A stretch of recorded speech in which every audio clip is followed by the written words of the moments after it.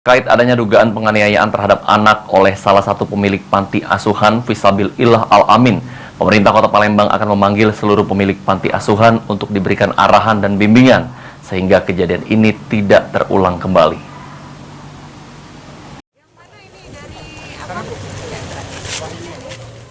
Wakil Wali Kota Palembang mendatangi anak panti asuhan yang kini diamankan di Panti Asuhan Kemensos Sentra Budi Perkasa. Kedatangan orang nomor 2 di Kota Palembang terkait karena adanya dugaan penganiayaan terhadap anak oleh salah satu pemilik panti asuhan Fisabilillah Al-Amin.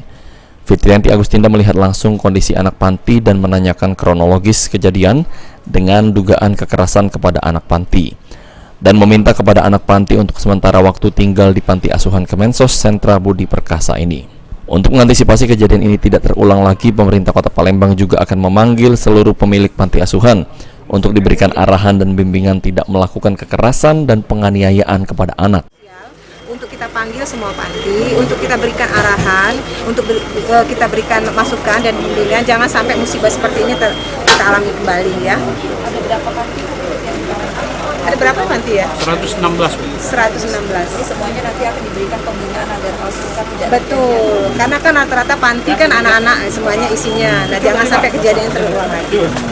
Terakhir Bu, soal Dayat ini kan sudah diperiksa di Polres dan terkena ini positif HIV gitu. Nah, tanggapannya sih? Anak-anak alhamdulillah kemarin sudah dicek di Rumah Sakit Bayangkara ya.